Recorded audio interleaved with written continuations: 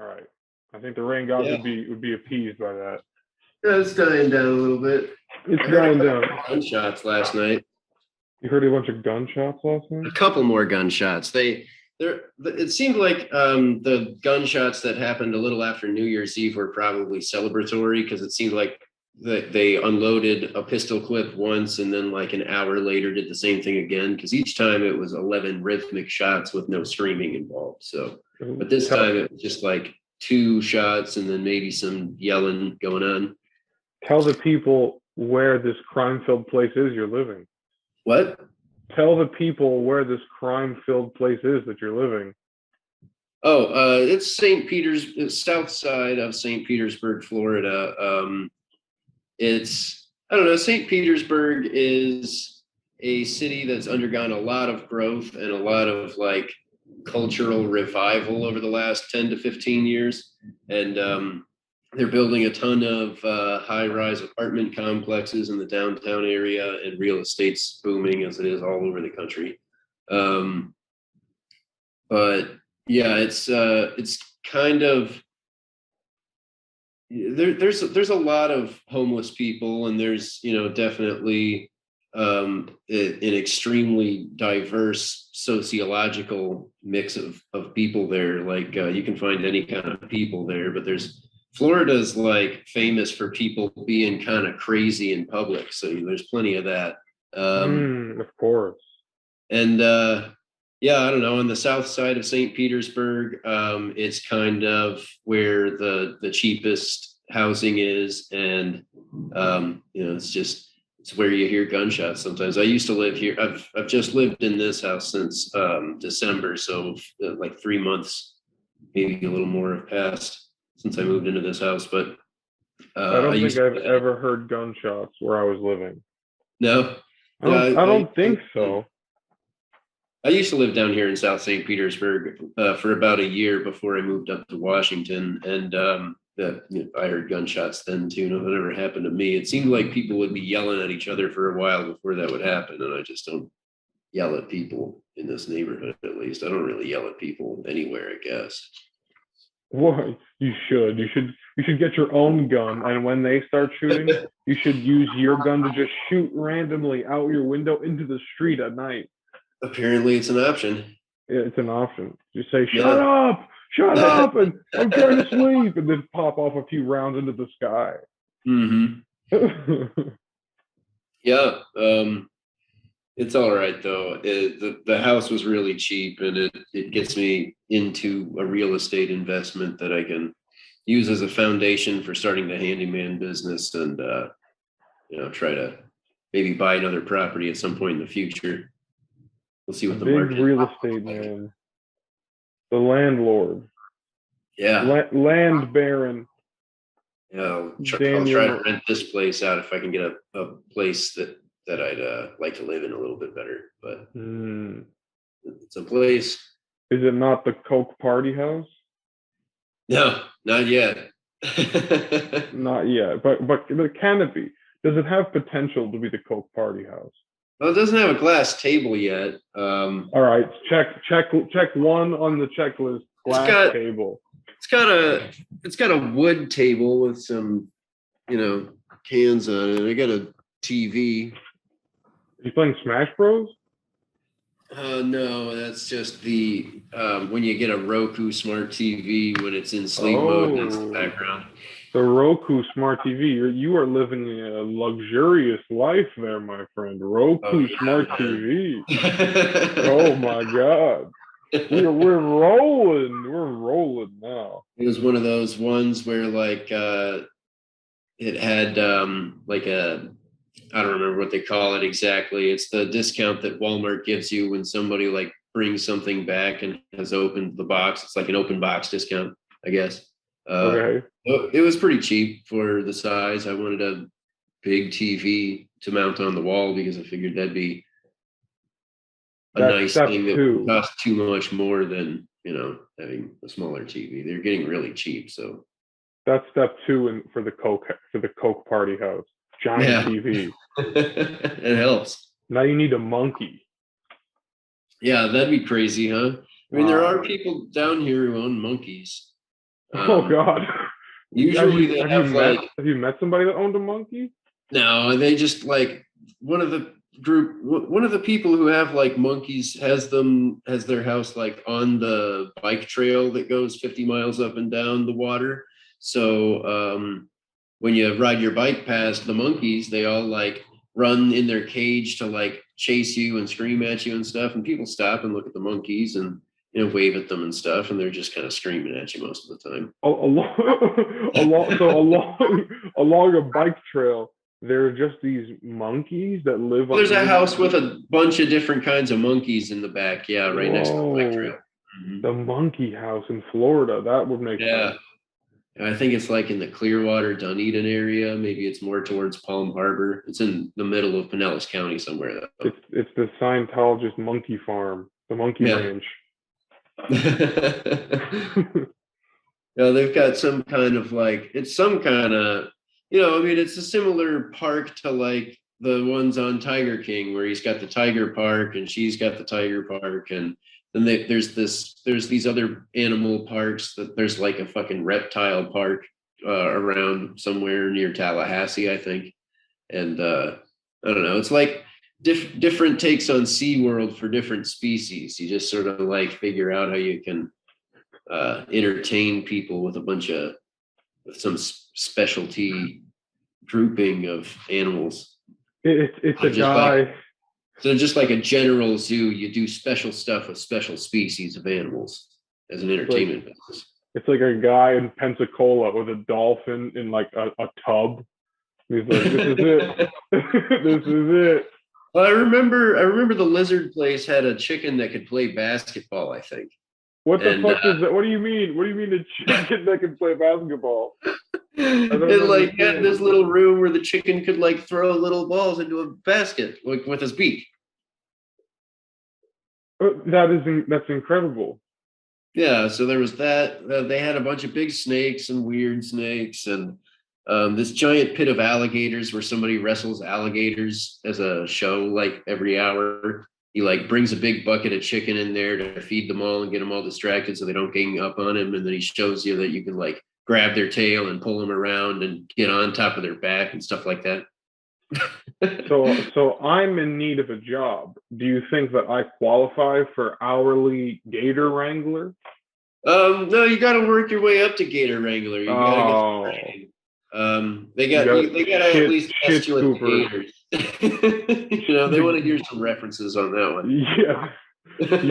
You have to start with gator shit scooper. Yeah, you gotta get close to the gators without being too bold at first. Yeah, practice.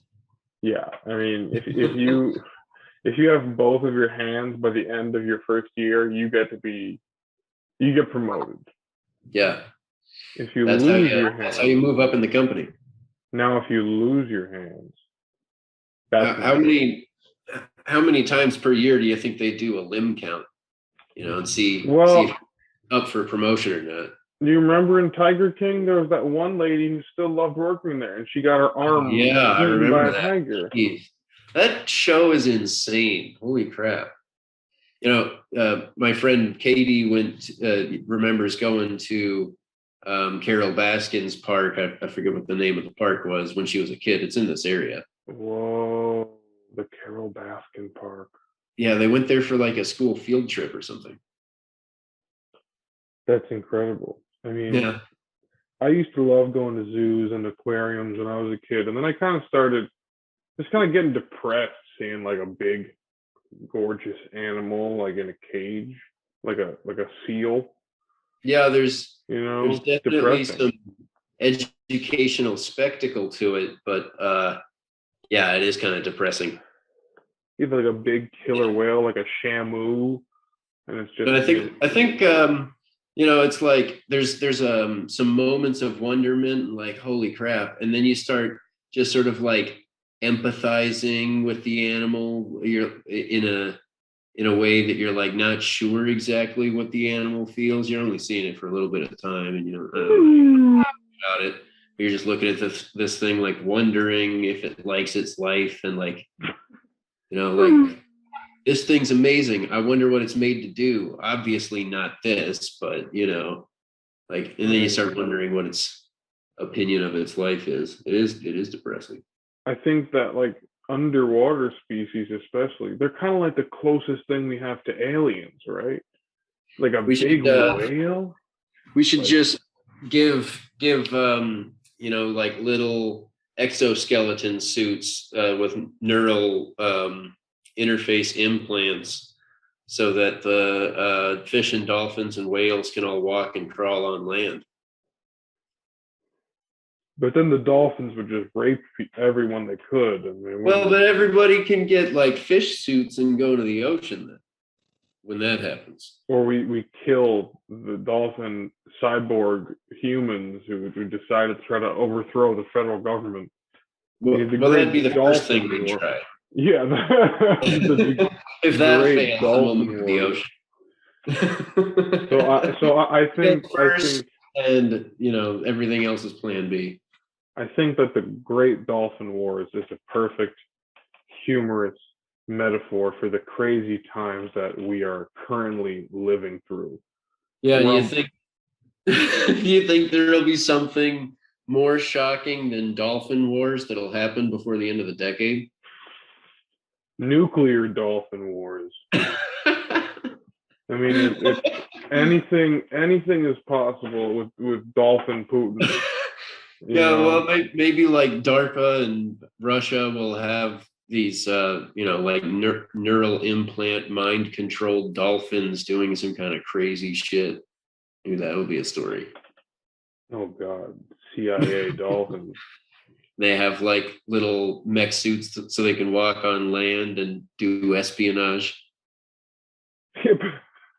What's that dolphin self-destruct with a large explosive munition in case anything gets compromised.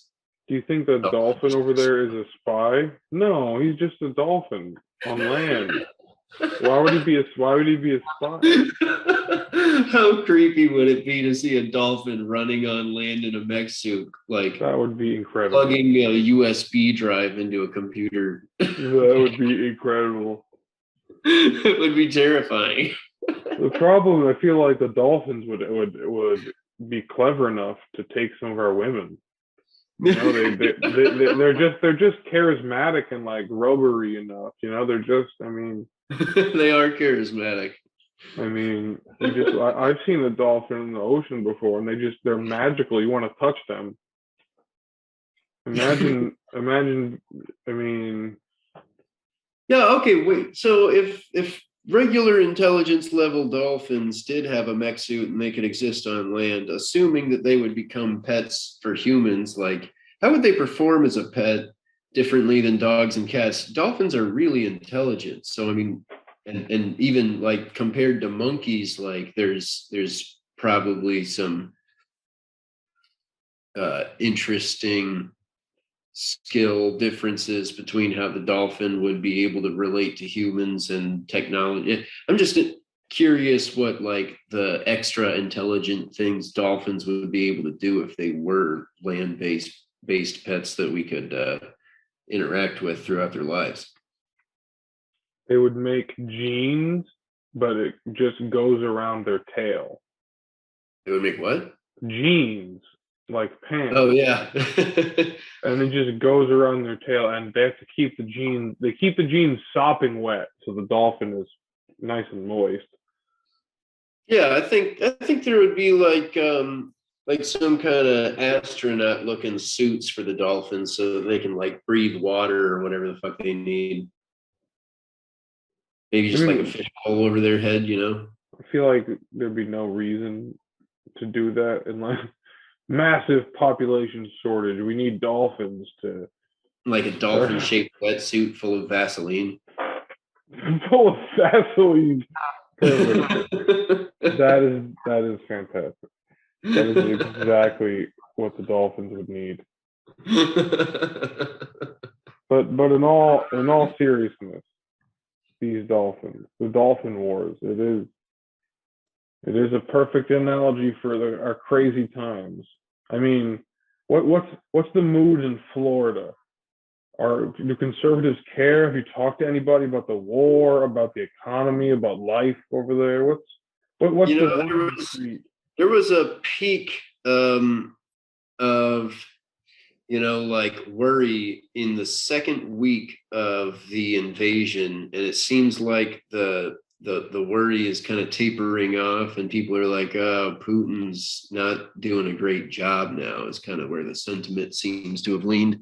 People are cooling off on checking for updates because they're like, oh, Putin's, I mean, he's doing terrible things, but he's doing it unsuccessfully enough that we're like, all right, when's the next turn in the tide of what's happening, basically? I mean, it's kind of a stalemate now with NATO having a hard stance about what they're going to do in response to what. And the only exciting advancement on that front has been when the missile landed like almost 10 miles away from Poland's border.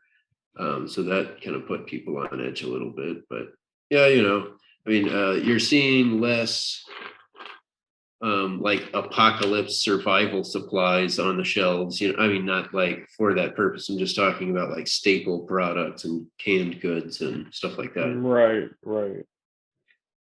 Yeah, I mean, I don't really agree. I think that Western media is kind of portraying it like it's going to be a stalemate.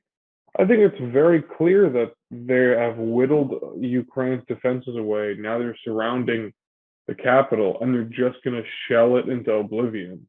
Yeah, no, I agree that it looks like Russia's going to, just eventually probably be able to take over those cities and kind of, I don't know, figure out something to do with them. They're not going to get a lot of cooperation from people.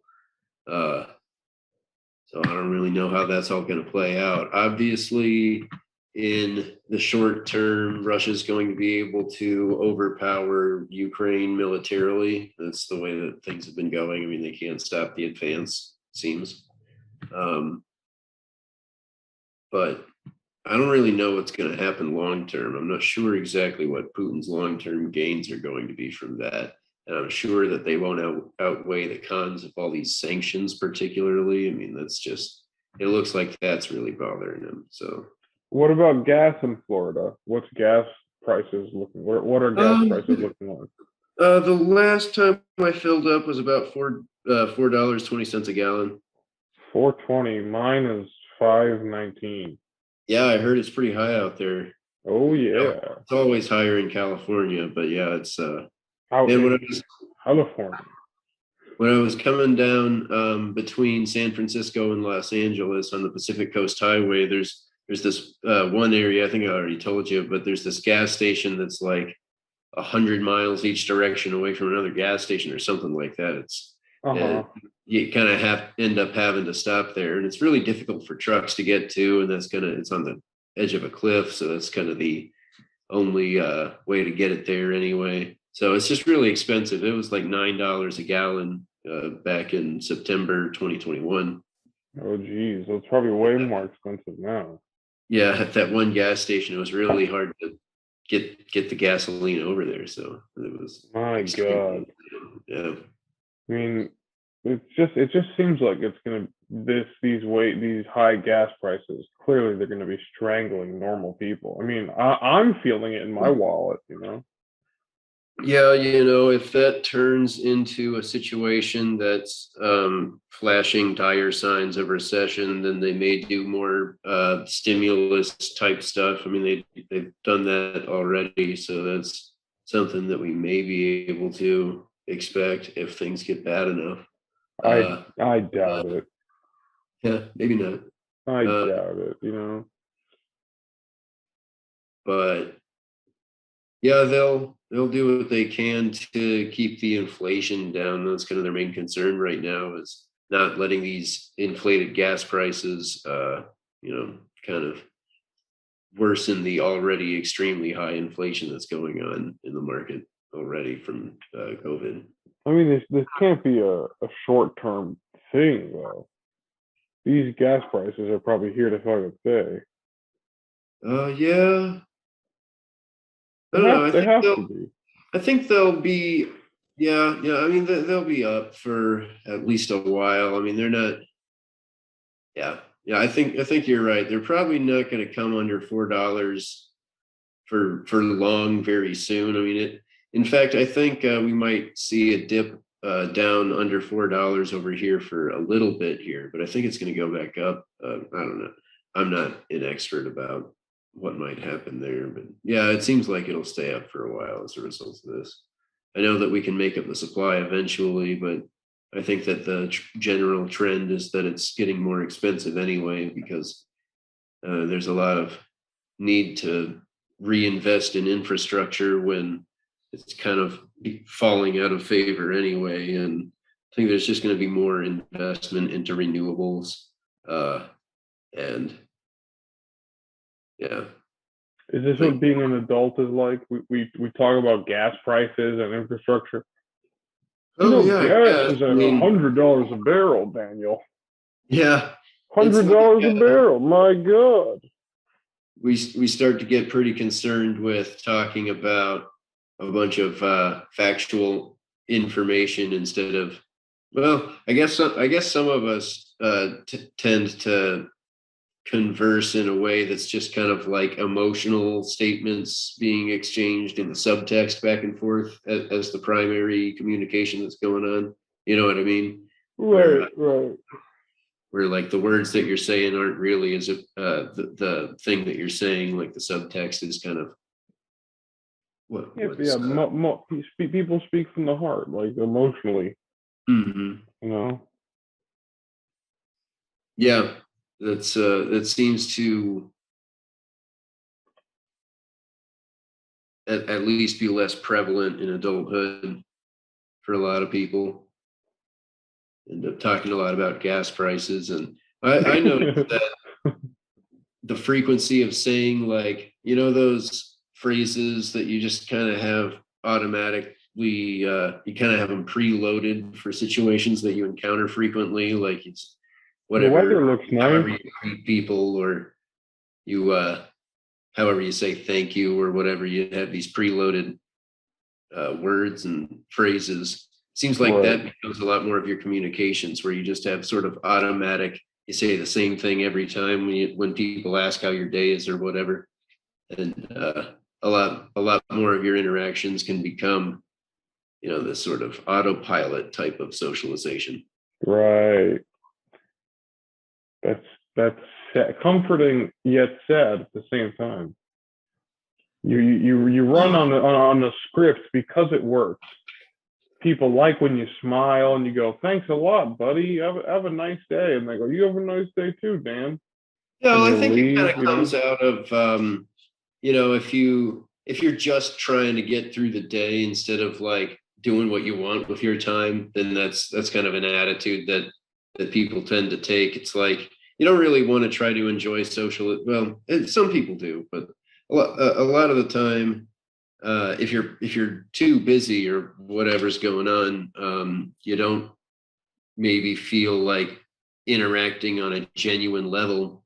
You know, like especially from the end of maybe being a customer and there's a clerk with a line. You know, I wouldn't want to sit there trying to chat with the clerk with a bunch of people waiting. hitting on her. Yeah. Hitting on the girl making coffee where there's a line of 8 people.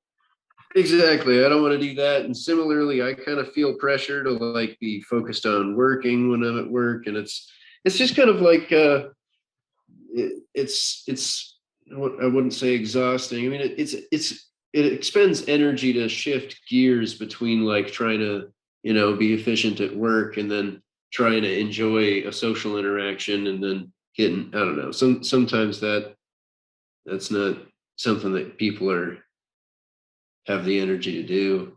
And you know, so you get these preloaded automatic interactions because it feels super weird to just ignore people and say nothing. So you gotta have something to say, and you just say the same thing every time, and it's super boring and, you know, very sort of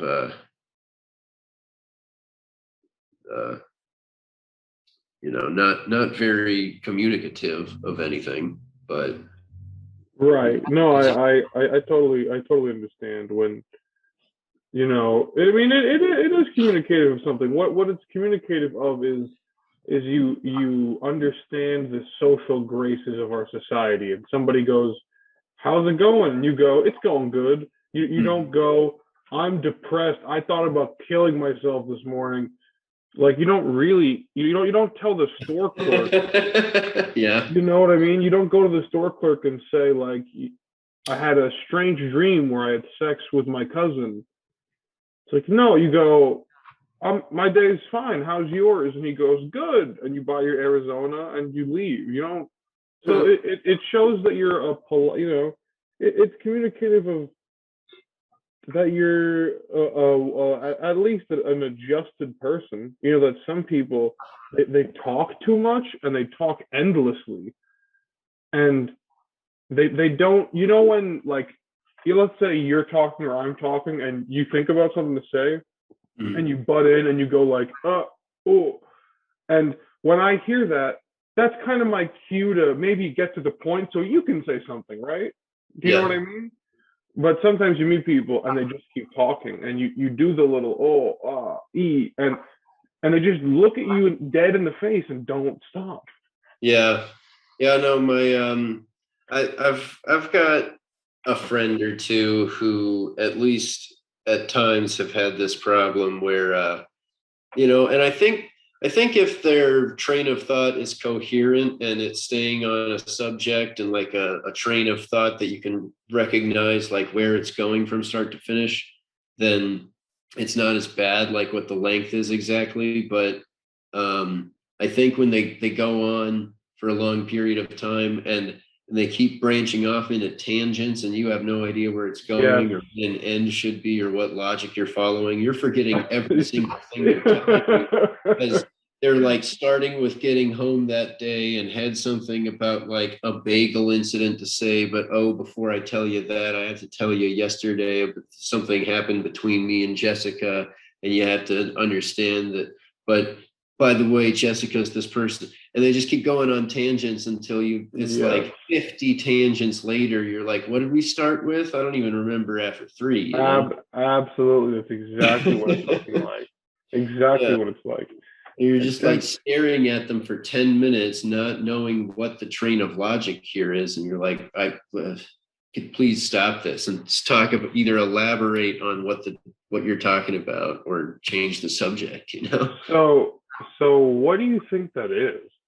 What would make some, armchair psychology, picking Dan Norton's brain, what would make somebody fucking just talk through like a bulldozer? Well, it's not being able to observe themselves as if from an outside perspective super well, and their goal when doing that isn't so much to have like a successful and like two-way type fair conversation. And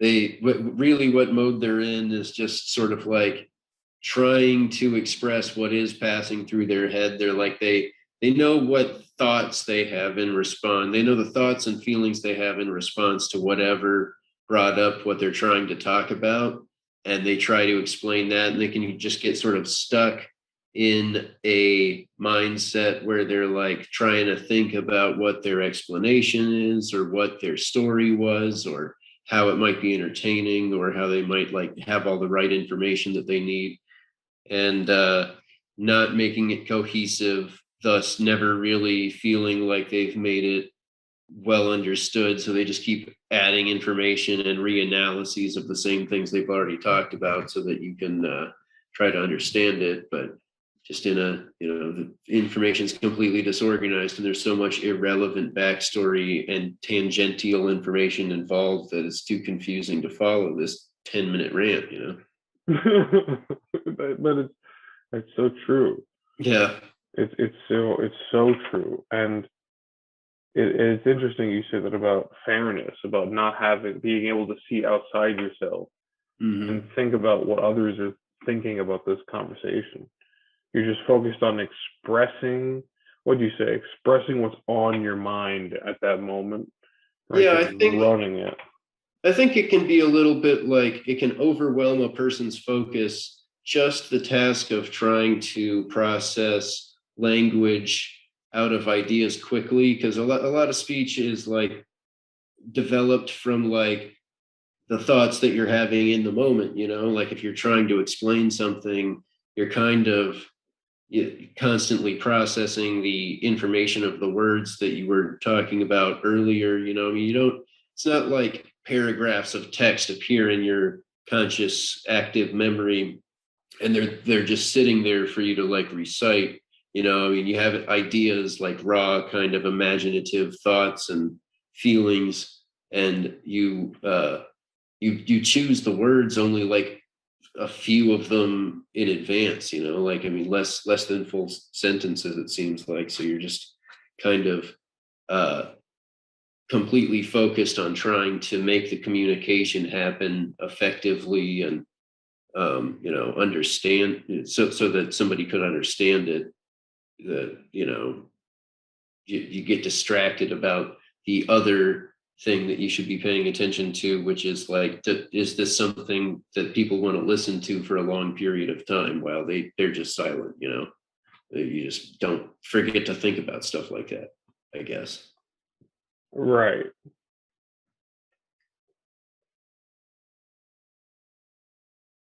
People are strange. Yeah, Like, psychology is weird. I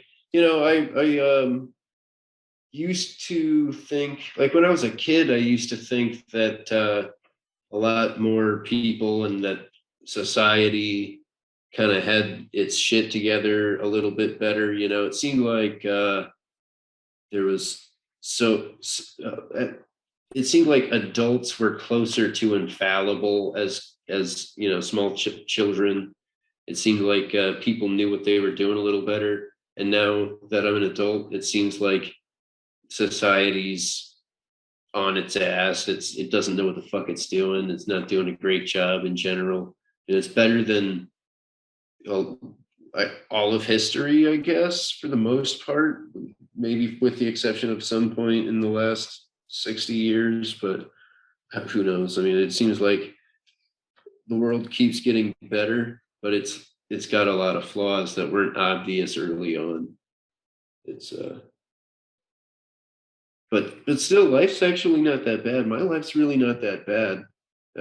It's There's just a lot of information out there that presents an opportunity for me to be disappointed in the world, I guess. right. It's easy to be disappointed in the world. If you focus, I mean, it's hard not to focus on those things, but if you do, you just get this like sense that, oh, for some reason you have a responsibility to the world and you're just disappointed in the way that it's going and it's turning out. Mm-hmm. You're like, oh, war in Ukraine, like you can't do anything to stop that, but it's still like, damn it, our societies could not prevent this from fucking happening. They're assholes. Did you at any point think that there was a significantly increased chance of nuclear war? I mean, it would be absolutely insane to nuke another country. Yeah. So I don't know. Maybe that's just one of the scare tactics they use. But Yeah, it's seeming more like that as time goes on. Like I said, in the second week of the invasion, when things were heating up, I could see escalation continuing to happen, but not so much anymore. He's seeming like I don't know. Maybe it's all part of his strategy somehow, but I'm just not seeing him as much of a threat in the last week or week and a half. I know that Ukraine's not really going to be able to defeat their military. It doesn't seem like. Well, things are going to be odd in like a month when Ukraine is totally obliterated. Yeah. And then we're going to have to say, well, what now? They're totally obliterated, and Yep. we're just a fucking the rest of the world. Maybe we caused it, maybe we didn't. Whatever happened, the country just got fucking obliterated, and we didn't do. We just I'm not saying we should go to war, but it's a shame that this happened in the first place. Yeah. Do you think if we went to war that Russia would shoot nukes? Like if NATO was like, because he made the threat that he would. Do you think that if NATO responded with "fuck you," I think you're bluffing, that he would fire nukes? Do you think he I would? mean, I think the way that our government and world view operates in our kinds of countries are these rich guys want to make as much money as they can without force, kind of. They don't want to nuke the globe, right? So they're not going to have this first strike policy. They're not going to want to nuke Russia, but I mean, it could fucking happen. So I don't know about how much it goes up in my mind about the probability of it happening, but it's awful to hear it reported on the news. You'd never hear it on the news. Threats of Yeah, nuclear war? What the fuck is it, 1960 something? I know. Fucking Bay of It's Pigs insane. bullshit? What the fuck? Are you If kidding me? nuclear threats intensify at all, I bet there's going to be a big wave of like nuclear nostalgia fashion, you know?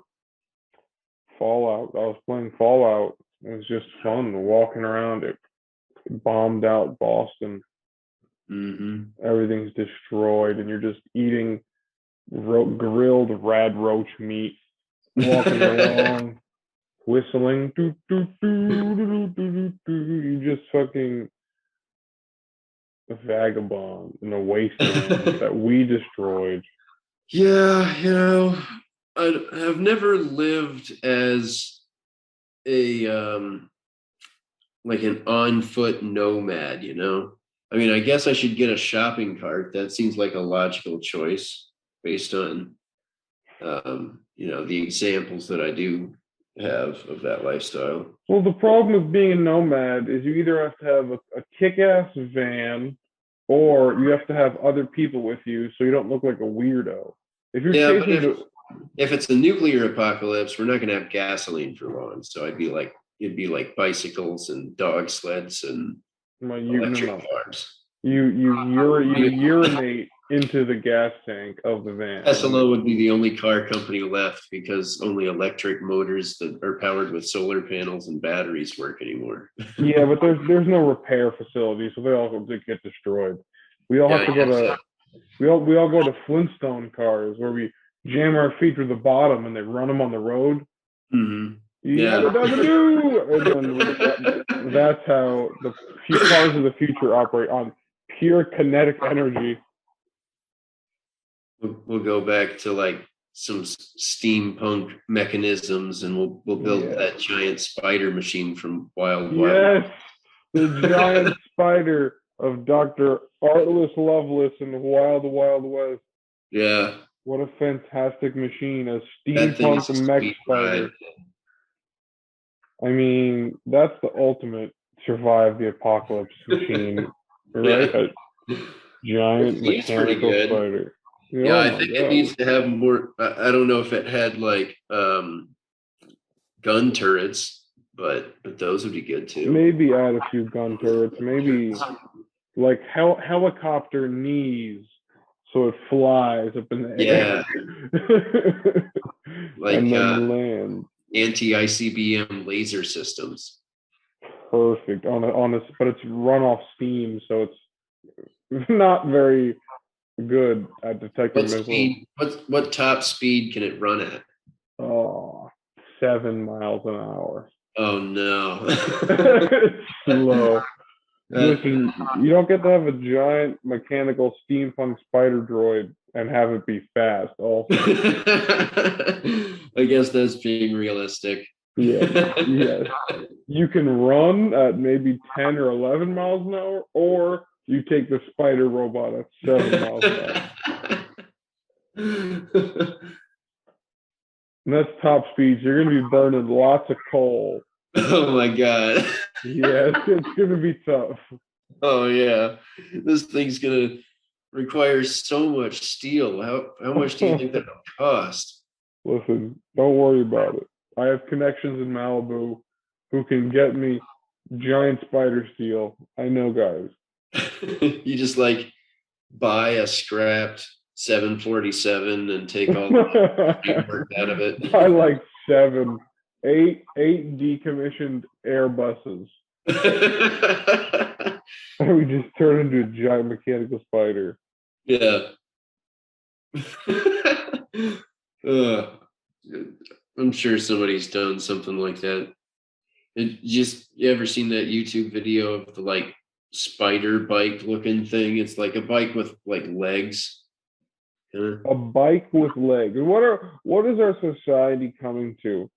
That things are becoming so absurd that we're selling bikes with legs. I don't even know what that means. Well, it's like instead of wheels, you have like a transmission system where you've got like a bunch of legs that sort of move in a way that it like walks instead of rolls. What the fuck is wrong with people? You pedal it just like a bike, but it like makes the legs move instead of wheels and it walks. That sounds like sacrilegious almost. Like to pretend to be some sort of creature. Like I think you should train children on them from birth. No, don't whatever. Why not Like just that should be the regular default mode of transportation, just mechanical spider legs. Just put babies mechanical? in those things and keep upgrading them to the bigger size. They don't even need clothes, just spider suits. They don't even need feet or diapers. They'll have like or a toilet in the spider suit. Listen, I mean, these ideas are dangerous. If these ideas get out, we'll be executed. The Pampers does not want the world to know about these spider suits and the babies just shit on the floor as they crawl around mimicking spiders. I just want there to be like groups of children in spider suits, and there should be all different kinds of mech suits for kids, and where they can just genetically engineer themselves to be whatever kind of animal they want. You know what I think we should do? With this talk about kids and focusing on kids, to get the kids more into the housing crisis and homelessness, we should pretend that all the homeless people on Venice Beach are playing Fortnite, and when they're stacking a cardboard box to make a roof inside a racquetball court, they can pretend, oh, it's Fortnite, kids. Oh, he needs more materials to build his tent city, and the kids get him like sheet metal and like plasterboard, and it'll get the kids involved in the. I think they should let those shanty towns exist somewhere. I mean, like they should like establish services in places where you can do like a camping type thing a little bit more easily.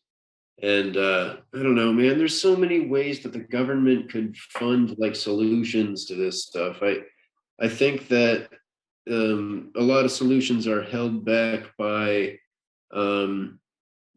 poor optics, because not everybody wants to conform to a restrictive or difficult environment, especially when they are dealing with addiction. A lot of the time they're going to kind of, if they have a choice in the matter, they're going to choose to not have their lifestyle restricted, and especially if there's any kind of a commitment involved, they worry about that. So you just have people who don't really deal with the system to the extent that it actually helps them. And there are ways to help these people not have no place to exist, at least. Just set aside some, if they can't deal with any of the other government services, at least just let them have a plot of land where they can build like drywall huts. Yeah, but you can't let people live in drywall huts because they smoke meth in them and burn them down and kill people. Yeah. That's the problem. Like, you can't just let them do that. Because they try making hot dogs like in a stove inside their flammable cloth tent.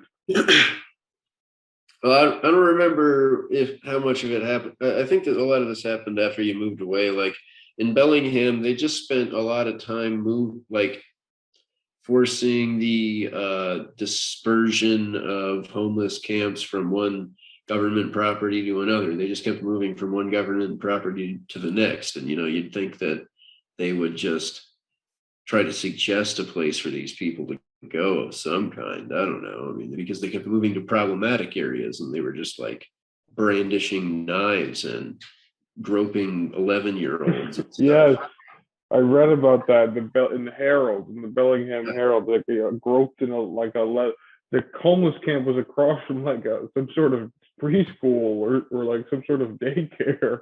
So the meth smoking, people stabbing, kid groping stuff that you're worried about is already happening in places that we're not choosing to have them located at.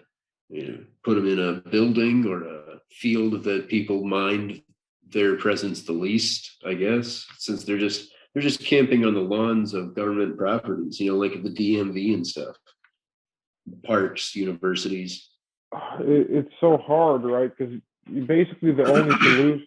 I mean, some of them need to be locked up, right? Like some of them, they need like mental help. They need to be locked Yeah, up. and it seems like I think that a lot of them do need a little bit of enforced constraints put on their behavior. I mean, obviously, that's what the law is supposed to do when you do things like stab people and grope kids. You got to talk to a judge about what restrictions should be on your behavior, I guess. And There was a guy on Malibu Beach with his family, and he got like hacked apart by machetes. Like yeah, homeless guys like confronted him and his family, and they just hacked the guy apart in front of his family. I'm pretty sure. I don't think wow. he survived. Yeah, but it's like, what the fuck? Homeless guys with machetes just hack you apart on the beach? What country is this? What world are we living in where the government lets that fucking happen? We gotta take care of those poor people. They're fucking crazy enough to hack apart strangers with machetes on a random day.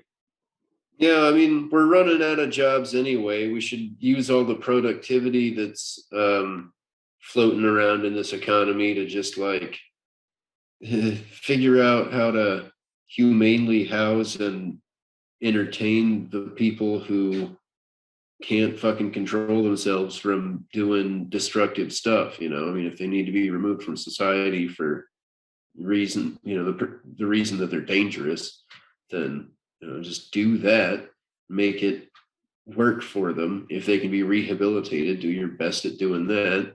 Don't lock people away who don't need to be locked away. There's a bunch of obvious ways to fix it that you just need to move in that direction a little bit more the best you can, I guess. I don't know. It's not going to be perfect. There are going to be problems, but we can just do our best to balance, the ethics of each of our moves and try to provide the correct services and punishments for these different behaviors. And I think changing drug laws in significant ways is going to be integral to that, because it seems like not having regulations about the things that are actually dangerous, like particularly the drugs that are very dangerous versus ones that aren't, need to be distinguished in the law somehow, Right. especially at the federal level, like for business purposes with the weed legalization in most states. Right. But